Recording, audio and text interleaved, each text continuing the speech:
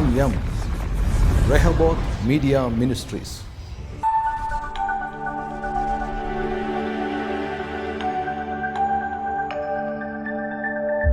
Praise the Lord.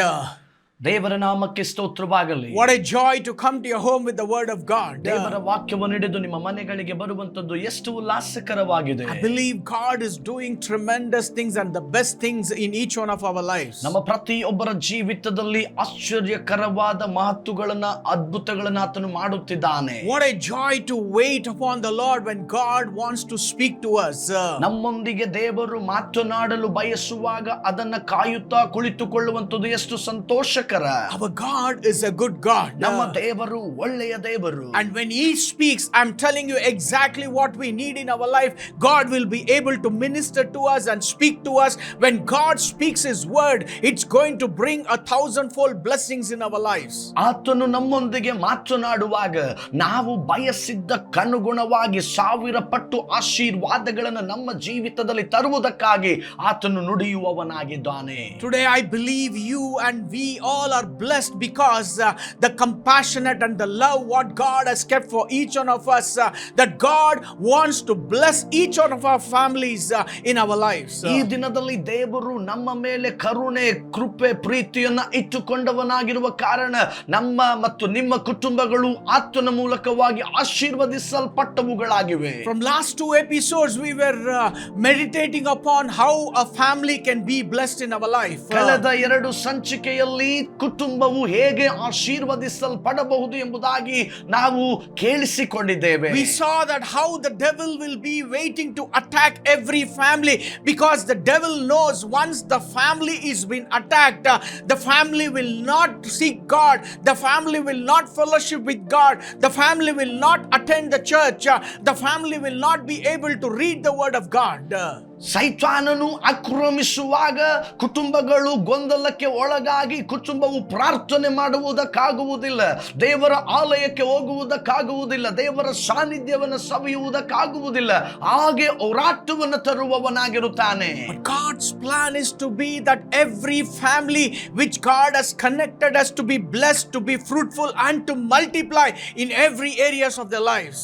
ಪ್ರತಿಯೊಂದೊಂದು ಕುಟುಂಬಗಳನ್ನ ದೇವರು ಹೇಗೆ ಜೋಡಣೆ ಮಾಡಿದ್ದಾನೋ ಆಶೀರ್ವದಿಸಲ್ಪಟ್ಟು ಅಭಿವೃದ್ಧಿಯಾಗಿ ವರ್ಧನೆಯಾಗುವುದಕ್ಕಾಗಿ ಅದನ್ನು ಮಾಡಿದ್ದಾನೆ. As a family, God expects you to all the time look to Him, to lift up our hands and cry out to Him for all our needs and to fellowship with Him in every day in our lives. ಕುಟುಂಬವಾಗಿರುವಂತ ನಾವುಗಳು ಎಲ್ಲಾ ವಿಷಯದಲ್ಲಿಯೂ ದೇವರ ಕಡೆಗೆ ದೃಷ್ಟಿಸಿ ನೋಡುವವರಾಗಿ ದೇವರೊಂದಿಗೆ ಅನ್ಯೋನ್ಯವಾಗಿ ನಡೆಯಬೇಕೆಂದು ದೇವರು ಬಯಸುತ್ತಾನೆ. God is a God. He always wants His children to look to Him and cry out to Him.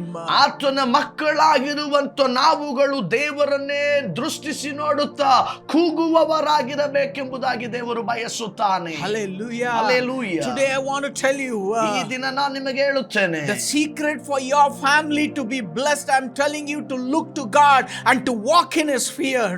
ನಿಮ್ಮ ಕುಟುಂಬವು ಆಶೀರ್ವದಿಸಲ್ಪಡುವುದಕ್ಕಾಗಿರುವಂತ ರಹಸ್ಯ ದೇವರನ್ನ ದೃಷ್ಟಿಸಿ ನೋಡಿ ಆತನ ಹೆಜ್ಜೆಯ ಜಾಡಿನಲ್ಲಿ ನಡೆಯಬೇಕೆಂಬುದೇ. We saw in the last episode in Psalms 128:1-6 it says, blessed are all who fear the Lord, who walk in obedience to Him. ಕೀರ್ತನೆಯ ಸಂಗ್ರಹ 126ನೇ ಅಧ್ಯಾಯದಲ್ಲಿ ಆತನ ಹೆಜ್ಜೆಯ ಜಾಡಿನಲ್ಲಿ ಆತನಿಗೆ ವಿಧೇಯರಾಗಿ ನಡೆಯುವವರು ಆಶೀರ್ವದಿಸಲ್ಪಟ್ಟವರೆಂಬುದಾಗಿ ನೋಡಿದ್ದೇವೆ. Second verse it says, you will eat the fruit of your labor, blessings and prosperity will be yours. ಎರಡನೆಯ ವಚನ ಹೀಗೆ ಹೇಳುತ್ತದೆ, ನಿನ್ನ ಕಷ್ಟಾರ್ಜಿತವನ್ನ ನೀನೇ ಅನುಭವಿಸುವಿ ಎಂಬುದಾಗಿ. Your wife will be like a fruitful vine within your house, your children will be like a olive shoots around your table. ಅಂತಃಪುರದಲ್ಲಿರುವ ನಿನ್ನ ಹೆಂಡತಿಯು ಫಲಭರಿತವಾದ ದ್ರಾಕ್ಷಿಯ ಲತೆಯಂತಿರುವಳು, ನಿನ್ನ ಸಂಗಡ ಊಟದ ಮನೆಯ ಸುತ್ತಲೂ ಕೂತುಕೊಳ್ಳುವ ನಿನ್ನ ಮಕ್ಕಳು ಎಣ್ಣೆಯ ಮರದ ಸಸಿಗಳಂತಿರುವರು ಎಂಬುದಾಗಿ ಹೇಳುತ್ತದೆ. Yes, this will be the blessings for the man who fears the Lord, says the word of God. ದೇವರ ವಾಕ್ಯವು ಹೇಳುತ್ತದೆ, ದೇವರಲ್ಲಿ ಭಯಭಕ್ತಿ ಉಳ್ಳವನಾಗಿರುವ ಪುರುಷನು ಹೀಗೆ ಆಶೀರ್ವದಿಸಲ್ಪಡುತ್ತಾನೆ. Fifth verse it says, may the Lord bless you from Zion. May you see the prosperity of all of Jerusalem all the days of your life. 5ನೇ ವಚನದಲ್ಲಿ ಹೀಗೆ ಹೇಳ್ತದೆ, ಚಿಯೋನಿನಲ್ಲಿರುವ ಯೆಹೋವನು ನಿಮ್ಮನ್ನು ಆಶೀರ್ವದಿಸಲಿ, ಜೀವಮಾನವೆಲ್ಲ ಯೆರೂಸಲೇಮಿನ ಸೌಭಾಗ್ಯವನ್ನು ನೋಡುವವನಾಗು. The next verse is so blessed, I'm telling you. It says, may you live to see your children's children. Peace be on Israel, says the Lord. ನಂತರದಲ್ಲಿರುವಂತ ವಚನವು ಬಹಳ ಆಶೀರ್ವದಿಸಲ್ಪಟ್ಟಂತ ವಚನ. ಮಕ್ಕಳ ಮಕ್ಕಳನ್ನ ಕಾಣುವವನಾಗು, ಇಸ್ರಾಯೇಲರಿಗೆ ಶುಭವಾಗಲಿ. Today I want to tell you, as a family, you need to understand, when you walk in that fear, when you walk in the obedience, you will see the blessings for all that. Whatever you struggle, all that you put your hands, you will see the blessings of God in your life, in your family. ಈ ದಿನದಲ್ಲಿ ನಾನು ನಿಮಗೆ ಹೀಗೆ ಹೇಳುತ್ತೇನೆ, ಕುಟುಂಬವಾಗಿ ಇರುವಂತ ನೀವುಗಳು ದೇವರ ವಿಷಯದಲ್ಲಿ ಭಯಭಕ್ತಿ ಉಳ್ಳವರಾಗಿ ಇರುವಾಗ ನೀವು ಕೈ ಹಾಕುವ ಪ್ರತಿ ಕಾರ್ಯಗಳಲ್ಲಿಯೂ ಆಶೀರ್ವಾದವನ್ನು ನೋಡುವವರಾಗುತ್ತೀರಿ. You will never see failure, but God says you will see prosperity in your life. ನಿಮ್ಮ ಜೀವಿತದಲ್ಲಿ ನೀವು ಸೋಲುಗಳನ್ನು ನೋಡುವವರಾಗುವುದಿಲ್ಲ, ಅದಕ್ಕೆ ಬದಲಾಗಿ ಅಭಿವೃದ್ಧಿಯನ್ನು ನೋಡುವವರಾಗುತ್ತೀರಿ. Your wife and your children, they will be like a olive shoots around the table, it says the Lord. ನಿನ್ನ ಹೆಂಡತಿಯು, ನಿನ್ನ ಮಕ್ಕಳು, ಅವರು ಎಣ್ಣೆಯ ಮರದ ಸಸಿಗಳಂತೆ ಸುತ್ತಲೂ ಇರುವರು. Every one of us, we want to see the peace of God should be in our family, and we should see the blessings of God. We want to see the prosperity of God in our life. ಪ್ರತಿ ನಮ್ಮ ಕುಟುಂಬಗಳಲ್ಲಿ ದೇವರ ಸಮಾಧಾನವಿರಬೇಕು, ದೇವರ ಆಶೀರ್ವಾದವಿರಬೇಕು, ದೇವರು ಘೋಷಿಸುವ ಫಲಭರಿತತೆ ಇರಬೇಕು. Every day you go to work, when you want to come back home, you need to have the joy and peace to come back home, that you are connecting with your family and you have been blessed, and you will be a blessing in the kingdom of God. ಪ್ರತಿನಿತ್ಯವೂ ನೀವು ಎದ್ದು ಕೆಲಸಕ್ಕೆ ಹೋಗುವಾಗ, ಕೆಲಸ ಮುಗಿಸಿ ಹಿಂತಿರುಗಿ ಬರುವಾಗ, ಮನೆಗೆ ಬಂದಾಗ ನಿಮಗೆ ಸಂತೋಷವು ಸಮಾಧಾನವಿರಬೇಕು, ದೇವರ ಆಶೀರ್ವಾದವಿರಬೇಕು. Many people, when they want to come home, they will think, wherever I am coming to home, I don't see that peace in my family, I don't see the blessings in my family, everywhere I'm seeing problem after problem. This is what it is going through in so many families. ಅನೇಕರು ಕೆಲಸವನ್ನ ಮುಗಿಸಿ ಹಿಂತಿರುಗುವ ವೇಳೆಯಲ್ಲಿ, ಅಯ್ಯೋ ನಾನು ಮನೆಗೆ ಯಾತಕ್ಕಾಗಿ ಹೋಗುತ್ತಾ ಇದ್ದೇನೆ, ಮನೆಗೆ ಹೋದರೆ ಸಮಸ್ಯೆಯ ಮೇಲೆ ಸಮಸ್ಯೆ ಎಂಬುದಾಗಿ ಅಂದುಕೊಂಡು ಹಾದು ಹೋಗುತ್ತಿರುವಂತ ಸ್ಥಿತಿ. Many people think, oh, my wife is not understanding, my children are not obedient to me. Why? Because you are not walking in that fear of God, and you are not walking in the obedience of God. That's why you don't have that relationship, you don't have that connection, you don't see your family to obey you or to walk in that fear of God. ಹಿಂದಕ್ಕೆ ತಿರುಗಿ ಮನೆಗೆ ಹೋಗುವಾಗ, ಅಯ್ಯೋ ನನ್ನ ಹೆಂಡತಿ ನನ್ನನ್ನು ಅರ್ಥ ಮಾಡಿಕೊಳ್ಳುತ್ತಾ ಇಲ್ಲ, ಅಯ್ಯೋ ನನ್ನ ಮಕ್ಕಳು ನನಗೆ ವಿಧೇಯರಾಗುತ್ತಿಲ್ಲ, ಕಾರಣವೇನೆಂಬುದಾಗಿ ನೋಡುವುದಾದರೆ, ನೀವು ದೇವರಿಗೆ ವಿಧೇಯರಾಗಿ ದೇವರ ದೃಷ್ಟಿಯಲ್ಲಿ ಸರಿಯಾಗಿ ಇಲ್ಲದೆ ಇರುವಂತ ಕಾರಣ ಈ ವಿಧದಲ್ಲಿ ಹಾದು ಹೋಗುತ್ತಿದ್ದೀರಿ. You need to understand that whatever you do, you should have that peace, and you should have that joy in your family. The joy of the Lord is our strength. The word of God says, when you come back home as a family, you should unite, and you should feel that satisfaction that indeed you have that fear of God, and the blessings of God is resting upon you and your family. ನೀವು ಹಿಂತಿರುಗಿ ನಿಮ್ಮ ಕುಟುಂಬಕ್ಕೆ ಬರುವಾಗ, ನಿಮ್ಮ ಕುಟುಂಬದಲ್ಲಿ ಆ ಸಂತೋಷವಿರಬೇಕು, ಆ ಸಮಾಧಾನವಿರಬೇಕು. ಯಾಕೆಂದರೆ ದೇವರ ವಾಕ್ಯವು ಹೇಳುವ ಪ್ರಕಾರ ಯೆಹೋವನ ಆನಂದವೇ ನಮಗೆ ಆಶ್ರಯವಾಗಿರುತ್ತದೆ ಎಂಬುದಾಗಿ ಹೇಳುವ ಪ್ರಕಾರವಾಗಿ ಆ ಉಲ್ಲಾಸವು, ಸಂತೋಷವು ನಿಮ್ಮ ಮನೆಗೆ ಹಿಂತಿರುಗುವಾಗ ನಿಮಗಿರಬೇಕು. How you can see these blessings of God, the prosperity of God in your life, and peace of God in your family. ಹೇಗೆ ನೀವು ಈ ಸಮಾಧಾನವನ್ನು ಆತನು ಹೇಗೆ ನೀವು ಈ ಸಮೃದ್ಧಿಯನ್ನ, ಹೇಗೆ ನೀವು ಈ ವಿಧವಾದಂತ ಆಶೀರ್ವಾದಗಳನ್ನು ನಿಮ್ಮ ಕುಟುಂಬದಲ್ಲಿ ಕಾಣಬಹುದು. All these things can happen when you fear God, when you walk in His obedience. ನೀವು ದೇವರಿಗೆ ಭಯಪಟ್ಟು ದೇವರಿಗೆ ವಿಧೇಯರಾಗಿ ನಡೆಯುವುದರ ಮೂಲಕವಾಗಿ ಈ ಸಂಗತಿಗಳು ಸಿದ್ಧಿಗೆ ಬರುತ್ತವೆ. You see in the Bible in Deuteronomy 28:1 it says, if you obey the Lord your God and follow all His commandments what I have given it to you, you will be lifted high over all the nations of the earth, says the Lord. ಧರ್ಮೋಪದೇಶ ಕಾಂಡ 28ನೇ ಅಧ್ಯಾಯದ 1ನೇ ವಚನ ಹೀಗೆ ಹೇಳುತ್ತದೆ, ನೀವು ನಿಮ್ಮ ದೇವರಾದ ಯೆಹೋವನ ಮಾತನ್ನು ಶ್ರದ್ಧೆಯಿಂದ ಕೇಳಿ ನಾನು ಈಗ ನಿಮಗೆ ಬೋಧಿಸುವ ಆಜ್ಞೆಗಳನ್ನೆಲ್ಲ ಅನುಸರಿಸಿ ನಡೆದರೆ ಆತನು ಭೂಮಿಯ ಮೇಲಿರುವ ಎಲ್ಲಾ ಜನಾಂಗಗಳಿಗಿಂತಲೂ ನಿಮ್ಮನ್ನು ಉನ್ನತ ಸ್ಥಿತಿಗೆ ತರುವನು. We see in the Bible the one person who obeyed God and feared God was Abraham. ನಾವು ಸತ್ಯವೇದದಲ್ಲಿ ಒಬ್ಬ ವ್ಯಕ್ತಿಯ ಕುರಿತಾಗಿ ನೋಡುತ್ತೇವೆ, ದೇವರಿಗೆ ಭಯಪಟ್ಟು ಮತ್ತು ದೇವರನ್ನು ನಂಬಿದಂತ ಒಬ್ಬ ವ್ಯಕ್ತಿ ಅಬ್ರಹಾಮನು. Abraham walked in that fear of God, in obedience of God, and he had faith in God to see the promise of God to be fulfilled in his life. ದೇವರಿಗೆ ಅವನು ಭಯಪಟ್ಟವನಾಗಿ ದೇವರಿಗೆ ಅವನು ವಿಧೇಯನಾಗಿ ಜೀವಿಸಿದ ಕಾರಣ ಅವನ ಜೀವಿತದಲ್ಲಿ ದೇವರ ವಾಗ್ದಾನಗಳು ಪೂರ್ಣವಾದವು. In midst of all those negative things and negative thoughts and all those rejection at the age of 75, God promised that He will restore everything back and He will make him a father of nations. ನಕಾರಾತ್ಮಕವಾದ ಯೋಚನೆಗಳು, ನಕಾರಾತ್ಮಕವಾದ ಮಾತುಗಳು ತೆಗೆದು ಹಾಕಲ್ಪಟ್ಟು ಇಗೋ 75 ಪ್ರಾಯ ಇರುವಂತ ಈ ಮನುಷ್ಯನು ಇಗೋ ಅನೇಕ ಜನಾಂಗಗಳಿಗೆ ತಂದೆಯಾಗುತ್ತಾನೆ ಎನ್ನುವಂಥದ್ದನ್ನು ಆತನು ನಂಬಿದ. God promised him this promise that He will make him as a father of nations. I am telling you, he walked with that fear of God and he walked with obedience to God and he moved to the land what God was promising to him. ದೇವರು ಅಬ್ರಹಾಮನಿಗೆ ವಾಗ್ದಾನ ಮಾಡಿದ ಮೇರೆಗೆ ನಾನು ನಿನ್ನನ್ನು ಅನೇಕ ಜನಾಂಗಗಳಿಗೆ ತಂದೆಯನ್ನಾಗಿ ಮಾಡುತ್ತೇನೆ ಎಂಬುದಾಗಿ ಹೇಳಿದ್ದನ್ನ ಕೇಳಿ ದೇವರಿಗೆ ಭಯಪಟ್ಟು ದೇವರಿಗೆ ವಿಧೇಯನಾಗಿ ಅವನು ನಡೆದದ್ದರ ನಿಮಿತ್ತವೇ ಅದಾಯಿತು. 25 years it was a question mark for him for this promise to be fulfilled in Abraham's life, but God was faithful. God knew that Abraham was a man of faith and he used to appear to Abraham and he used to reveal his promise again and again for him to put his faith and believe in God, and he was able to see Isaac in his life. ಅಬ್ರಹಾಮನು 25 ವರ್ಷಗಳ ಕಾಲ ಅವನು ಕೇಳಿದಂತ ಎಲ್ಲಾ ಮಾತುಗಳ ಮಧ್ಯದಲ್ಲಿಯೂ ಅವನು ದೇವರಿಗೆ ಭಯಪಟ್ಟು ವಿಧೇಯನಾಗಿ ಇದ್ದನು.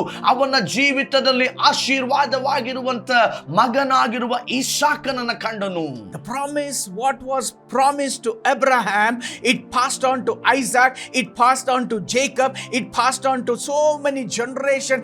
Even today, the promise what was promised to Abraham, it is to us and to our descendants because of Jesus Christ, because we are called as the descendants of Abraham. ಅಬ್ರಹಾಮನಿಗೆ ಮಾಡಿದಂತ ವಾಗ್ದಾನವು ತನ್ನ ಮಗನಾದ ಇಸಾಕನಿಗೆ ಹಸ್ತಾಂತರವಾಯಿತು. ಇಸಾಕನ ಮೇಲೆ ಬಂದ ವಾಗ್ದಾನವು ಯಾಕೋಬನ ಮೇಲೆ ಹಸ್ತಾಂತರವಾಯಿತು. ಹಾಗೆಯೇ ಅಬ್ರಹಾಮನ ಸಂತತಿಯವರಾಗಿರುವಂತ ನಮಗೆ ಕರ್ತನಾದ ಯೇಸು ಕ್ರಿಸ್ತನ ಮೂಲಕವಾಗಿ ವಾಗ್ದಾನಗಳು ನಮ್ಮ ಮೇಲೆಯೂ ಸಿದ್ಧಿಗೆ ಬಂದಿವೆ. You see in the Bible in Genesis 26:24, God appears to Isaac. God did not only appear to Abraham, God continued to appear to Abraham's descendant, and God says to Isaac, because Isaac was also childless for so many years, but God appeared to him and he says, I am the God of your father Abraham. ಅಬ್ರಹಾಮನೊಂದಿಗೆ ಒಡನಾಟ ಮಾಡುತ್ತಾ ಇದ್ದಂತ ದೇವರು ತದನಂತರ ಅವನ ಸಂತತಿಯೊಂದಿಗೂ ಒಡನಾಟ ಮಾಡುವುದಕ್ಕಾಗಿ ಈಸಾಕನಿಗೆ ದೇವರು ಕಾಣಿಸಿಕೊಳ್ಳುವಂತದ್ದನ್ನು ನೋಡುತ್ತೇವೆ. ಆತನು ಹೇಳುತ್ತಾನೆ, ನಾನು ನಿನ್ನ ತಂದೆಯಾದ ಅಬ್ರಹಾಮನ ದೇವರು ಎಂಬುದಾಗಿ. The first thing God said to him, I am the God of your father of Abraham. ನಾನು ನಿನ್ನ ತಂದೆಯಾದ ಅಬ್ರಹಾಮನ ದೇವರು ಎಂಬುದಾಗಿ ಮೊದಲನೆಯದಾಗಿ ಹೇಳುತ್ತಾನೆ. The next thing he says, do not be afraid, for I am going to be with you. ಎರಡನೆಯದಾಗಿ ಆತನು ಹೇಳುವಂತದ್ದು, ನೀನು ಭಯಪಡಬೇಡ, ನಾನು ನಿನ್ನ ಬಳಿಯಲ್ಲಿ ಇದ್ದೇನೆ. And he says, I will bless you and I increase you the number of your descendants for the sake of my servant Abraham. ನನ್ನ ಸೇವಕನಾದ ಅಬ್ರಹಾಮನ ನಿಮಿತ್ತ ನಿನ್ನನ್ನು ಆಶೀರ್ವದಿಸಿ ನಿನ್ನ ಸಂತತಿಯನ್ನು ಹೆಚ್ಚಿಸುತ್ತೇನೆ ಎಂಬುದಾಗಿ ಹೇಳುತ್ತಾನೆ. Today I'm telling you, God's promise is fulfilled in every child of God, because we are the descendants of Abraham. God's promise is to be fruitful, to be blessed, and to multiply in every areas of life as a family, that we need to inherit all this blessing what God has promised to us. ದೇವರು ಅಬ್ರಹಾಮನಿಗೆ ಮಾಡಿದ ವಾಗ್ದಾನ ಸಂತತಿಯಾಗಿರುವ ನಾವುಗಳು ಕುಟುಂಬ ಸಹಿತವಾಗಿ ಆ ಸ್ವಾಸ್ಥ್ಯವನ್ನ ಹೊಂದಿಕೊಳ್ಳುವವರಾಗಿರಬೇಕು. And today God is telling to each one of you, ಈ ದಿನದಲ್ಲಿ ನಿಮ್ಮ ಪ್ರತಿಯೊಬ್ಬರಿಗೂ ದೇವರು ಹೇಳುತ್ತಾ ಇದ್ದಾನೆ, don't be afraid.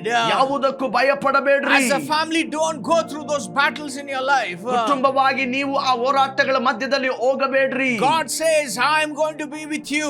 ದೇವರು ಹೇಳುತ್ತಾನೆ, ನಾನು ನಿಮ್ಮೊಂದಿಗೆ ಇದ್ದೇನೆ. I will bless you and increase of your descendants for the sake of my servant Abraham. ನಾನು ನಿಮ್ಮನ್ನ ಆಶೀರ್ವದಿಸಿ ನಿಮ್ಮ ಸಂತತಿಯನ್ನ ನನ್ನ ಸೇವಕನಾದ ಅಬ್ರಹಾಮನ ನಿಮಿತ್ತ ಆಶೀರ್ವದಿಸುತ್ತೇನೆ. That means God is telling that God is going to bless you, God is going to make you fruitful, and God is going to multiply in every areas of your lives. ದೇವರು ಹೇಳುತ್ತಿರುವಂತದ್ದು, ದೇವರು ನಿಮ್ಮನ್ನ ಆಶೀರ್ವದಿಸುತ್ತಾನೆ, ದೇವರು ನಿಮ್ಮನ್ನ ಅಭಿವೃದ್ಧಿ ಪಡಿಸುವವನಾಗಿ ಫಲಭರಿತರಾಗುವಂತೆ ಮಾಡುತ್ತಾನೆ. As a family, you might be going through battles in your life. ಕುಟುಂಬವಾಗಿ ನೀವು ಹೋರಾಟಗಳ ಮಧ್ಯದಲ್ಲಿ ಹಾದು ಹೋಗುತ್ತಾ ಇರಬಹುದು. As a family, you might have been going through rejection in your life. ಕುಟುಂಬವಾಗಿ ನೀವು ತಿರಸ್ಕಾರಗಳ ಮಧ್ಯದಲ್ಲಿ ಹಾದು ಹೋಗುತ್ತಿರಬಹುದು. As a family, you might be seeing there is no peace in your family, and there is no understanding between you and your wife and your children. ನಿಮಗೂ ನಿಮ್ಮ ಪತ್ನಿಗೂ ನಿಮ್ಮ ಮಕ್ಕಳೊಂದಿಗೂ ನಿಮಗೆ ಯಾವುದೇ ಒಬ್ಬರನ್ನೊಬ್ಬರು ಅರ್ಥ ಮಾಡಿಕೊಳ್ಳುವಂತ ವಿಧಾನವು ರೀತಿಯು ಇಲ್ಲದೆ ಇರಬಹುದು. Today, this day, you might be sitting and watching and saying, oh, my children are going astray. How are we going to see the blessings of God in our life? ಈಗ ಕುಳಿತುಕೊಂಡು ಕೇಳಿಸಿಕೊಳ್ಳುತ್ತಾ ಇರುವವರು, ಅಯ್ಯೋ ನಮ್ಮ ಮಕ್ಕಳು ನಾಶವಾಗಿ ನಾಶನದ ಹಾದಿಯಲ್ಲಿ ಹೋಗುತ್ತಿದ್ದಾರೆ, ಹೇಗೆ ಅವರನ್ನು ನಾವು ರಕ್ಷಿಸುವುದು ಎಂಬುದಾಗಿ ಯೋಚಿಸುತ್ತಿರಬಹುದು. Today, have you ever walked in that fear and obedience for God? For if you have that fear of God, if you walk in that obedience, I'm telling you, the peace of God will rest upon your family. The prosperity and the blessing and the fruitfulness and the multiplication, everything will go in line to be a blessing for you in your family.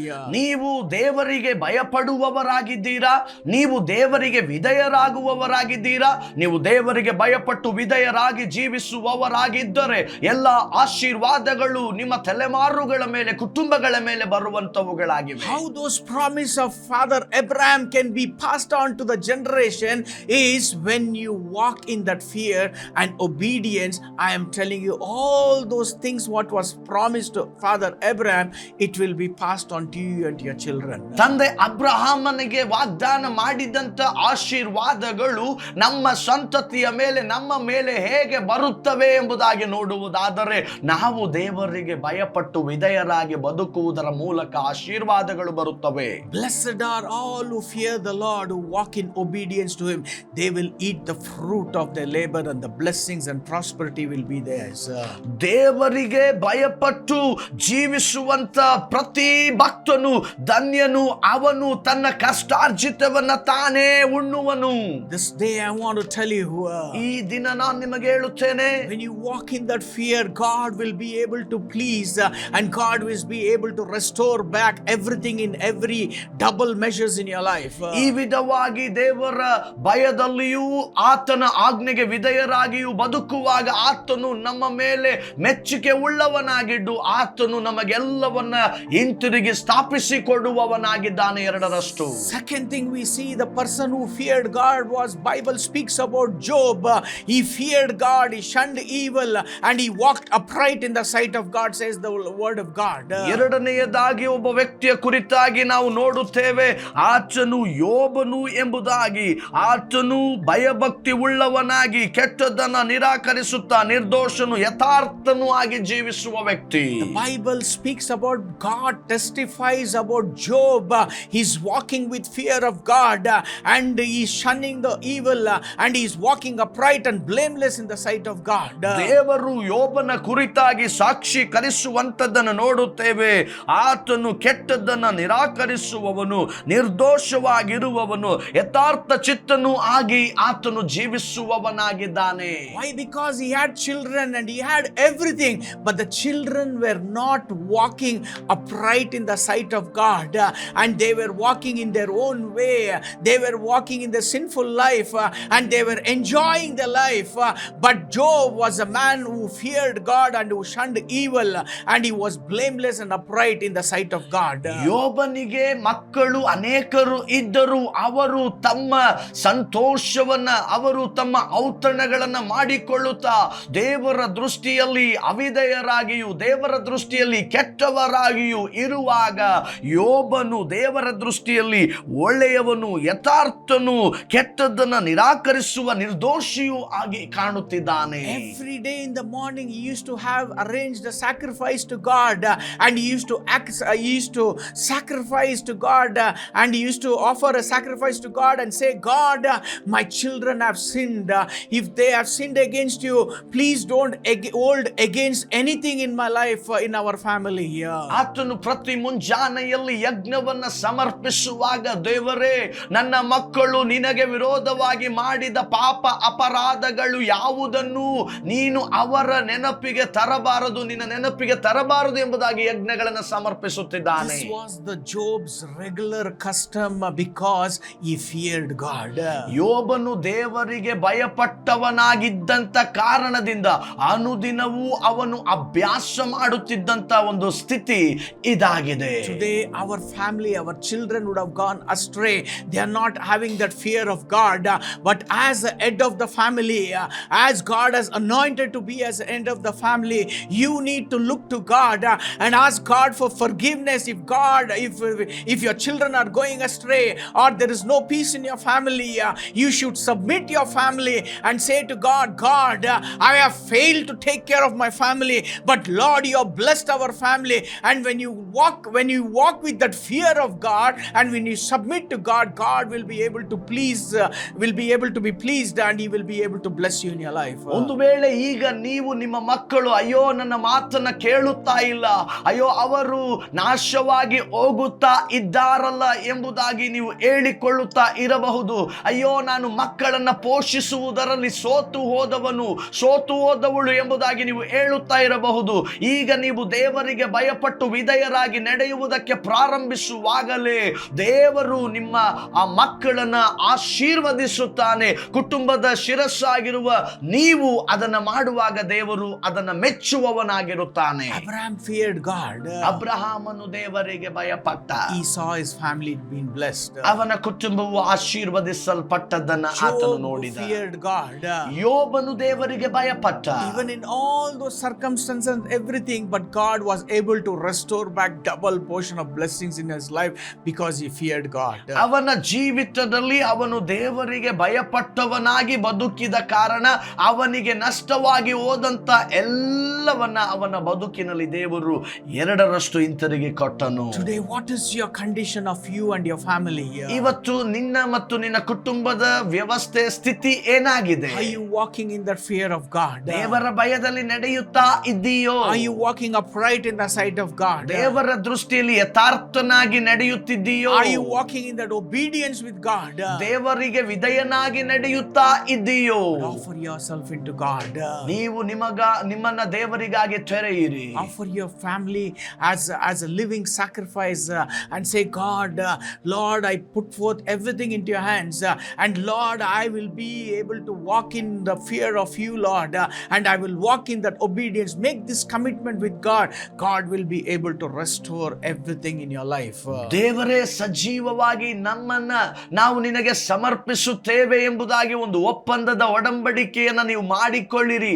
ದೇವರು ಎಲ್ಲವನ್ನ ಮರುಸ್ಥಾಪನೆ ಮಾಡುವವನಾಗಿರುತ್ತಾನೆ. You will see and you will heed the blessings of whatever you put your hands. You will see the blessings coming, prosperity coming. Your children, your wife will be blessed in every walk of your life. ಈ ರೀತಿಯಾಗಿ ನೀವು ಮಾಡುವುದರ ನಿಮಿತ್ತ ನೀವು ಕೈ ಹಾಕಿದ ಕೆಲಸಗಳಲ್ಲಿ ನೀವು ಆಶೀರ್ವದಿಸಲ್ಪಡುತ್ತೀರಿ. ನಿಮ್ಮ ಮಕ್ಕಳು ಆಶೀರ್ವದಿಸಲ್ಪಡುತ್ತಾರೆ. ನಿಮ್ಮ ಕುಟುಂಬ ಹೆಂಡತಿ ಆಶೀರ್ವದಿಸಲ್ಪಡುತ್ತಾರೆ.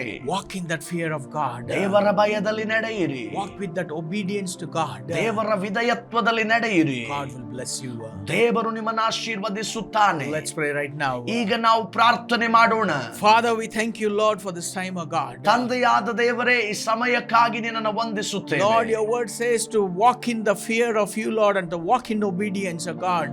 ದೇವರೇ, ನಿನ್ನ ವಾಕ್ಯವು ಹೇಳುತ್ತದೆ, ನಿನ್ನ ಭಯದಲ್ಲಿಯೂ ನಿನಗೆ ವಿಧೇಯರಾಗಿಯೂ ನಾವು ನಡೆಯಬೇಕು ಎಂಬುದಾಗಿ. That we will see the work of our, we'll see the blessings of the work of our hands, and we will see prosperity and blessings to come, and our wife and children will be blessed. ದೇವರೇ, ನಾವು ಕೈ ಹಚ್ಚಿ ಮಾಡುವ ಕೆಲಸದಲ್ಲಿ ನಾವು ಆಶೀರ್ವದಿಸಲ್ಪಡುತ್ತೇವೆ.